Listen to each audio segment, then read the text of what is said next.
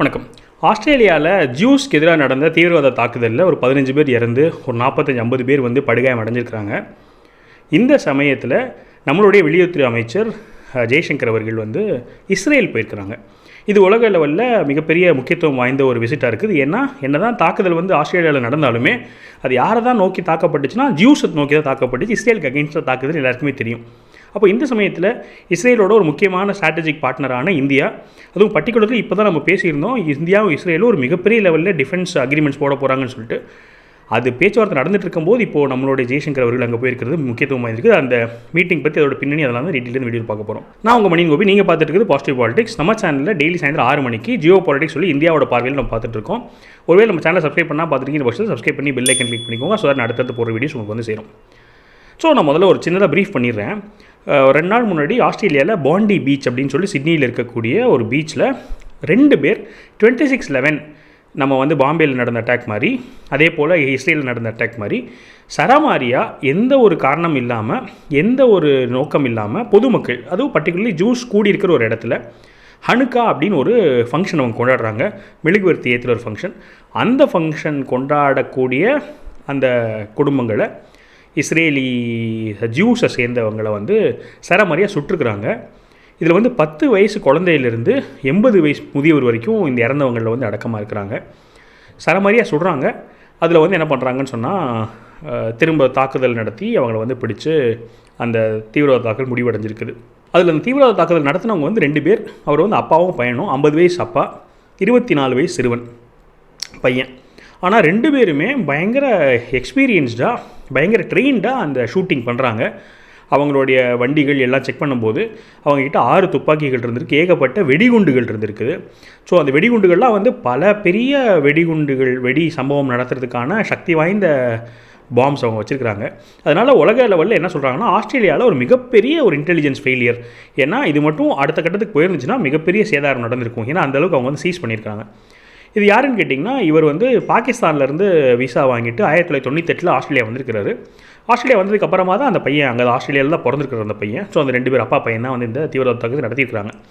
அப்போ இந்த சந்தர்ப்பத்தில் எல்லோரும் எதனால் இந்த சம்பவம் நடந்திருக்குதுன்னு சொல்லிட்டு எல்லோரும் கண்டனம் தெரிவிச்சிட்டு இருக்க ஒரு சமயத்தில் அமெரிக்காவிலேருந்து உலக நாடுகள் எல்லாருமே கண்டனம் தெரிவிச்சிருக்கும். இந்தியாவுமே பெரிய ஒரு கண்டனம் தெரிவித்து நம்ம முழுமையாக ஆஸ்திரேலியா கூட இருப்போம், நம்ம 0 டாலரன்ஸ் பாலிசி ஃபாலோ பண்ணுறோன்னு சொல்லி மோடி அவர்கள் நேரடியாக இதுக்கு கண்டனம் தெரிவித்து பேசியிருக்கிறார்.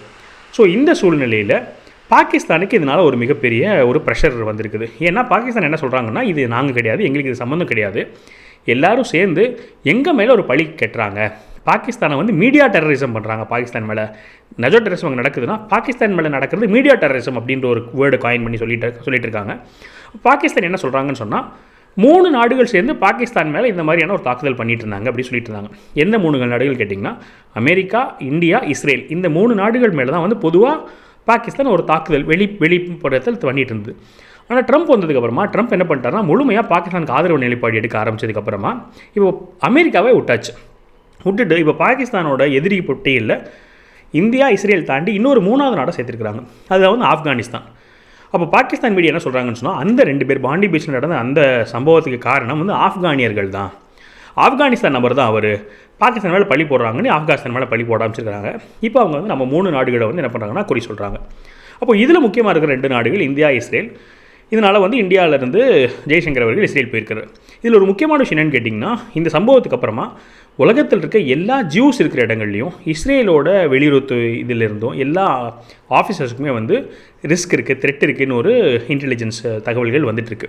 அதனால் இந்தியாவில் இருக்கக்கூடிய ஜூஸ் நிறைய பேர் இருக்கக்கூடிய இடங்களாக இருக்கட்டும், இஸ்ரேலோட ரெப்ரசன்டேட்டிவ் ஆஃபீஸாக இருக்கட்டும், அங்கெல்லாம் பயங்கரமான பாதுகாப்பை பலப்படுத்துறதுக்கு இந்தியா வேலைகள் எடுத்துகிட்ருக்கு. அது மட்டும் இல்லாமல் இந்தியாவிலையுமே நிறையா இந்த மாதிரி பொலிட்டிக்கல் ஆக்டிவிஸ்ட் என்ன பண்ணுறாங்கன்னு சொன்னால், அங்கே மட்டும் ஆஸ்திரேலியாவில் மட்டும் இஸ்ரேலிஸ் கிடையாது, இந்தியாவிலையும் நிறைய இஸ்ரேலிஸ் இருக்காங்க, இந்தியாவிலையும் நிறைய ஜூஸ் இருக்காங்க. பர்டிகுலர்லி அங்கே இருக்கிற ஆர்மி ஆஃபீஸர்ஸ்லாம் இந்தியாவில் தான் அவங்க ரெக்ரியேஷனுக்கு வர்றாங்க, இங்கே தான் அவங்க அவங்களோட ஹாலிடே வெக்கேஷன் இங்கே தான் ஸ்பெண்ட் பண்ணுறாங்க அப்படின்னு சொல்லிட்டு ஒரு மிகப்பெரிய லெவலில் ஜூஸ் அகெயின்ஸ்டாக ஒரு ஹேட்ரெட் நம்ம நாட்டிலையும் நிறையா பரவிட்டு இருக்குது. அதையும் நம்மளுடைய இன்டெலிஜென்ஸ் ஏஜென்சிஸ் பார்த்துட்ருக்காங்க. அப்போ இந்த சந்தர்ப்பத்தில் இவர் போயிருக்கிறதுல முக்கியமான என்ன ஒரு வெளிப்பாடாக இருக்குன்னு ஜியோபொலிட்டிக்கல் எக்ஸ்பர்ட் சொல்கிறாங்கன்னு சொன்னால், மொசாடுன்னு சொல்கிறாங்க. அதாவது நம்ம நாட்டில் இருக்கிற ரா மாதிரி இஸ்ரேலோடைய இன்டெலிஜென்ஸ் அமைப்புக்கு பேர் மொசாட். அவங்க வந்து களத்தில் இறங்க போகிறாங்க. ஜூஸ்க்கு அகேன்ஸ்டாக உலகத்தில் நடக்கிற பிரச்சனைகள், அதுவும் பர்டிகுலர்லி ஆஸ்திரேலியாவில் மிகப்பெரிய இன்டெலிஜென்ஸ் ஃபெயிலியர். அங்கேயுமே நிறைய பாலிசிஸ் வந்து இஸ்ரேலுக்கு அகேன்ஸ்டாக நடந்த பாலிசிஸ் தான்.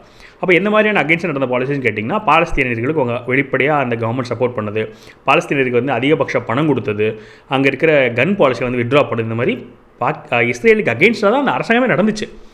அப்போ எல்லோரும் என்ன நினச்சிட்டு இருந்தாங்கன்னு சொன்னால், அந்த ஆஸ்திரேலியன் கவர்மெண்ட்டில் இதெல்லாம் நினச்சிட்டு இருந்தாங்கன்னா, நம்ம வந்து கம்ப்ளீட்டாக இஸ்ரேலுக்கு அகேன்ஸ்டாக தான் நம்ம நடவடிக்கை எடுத்துருக்கிறோம்.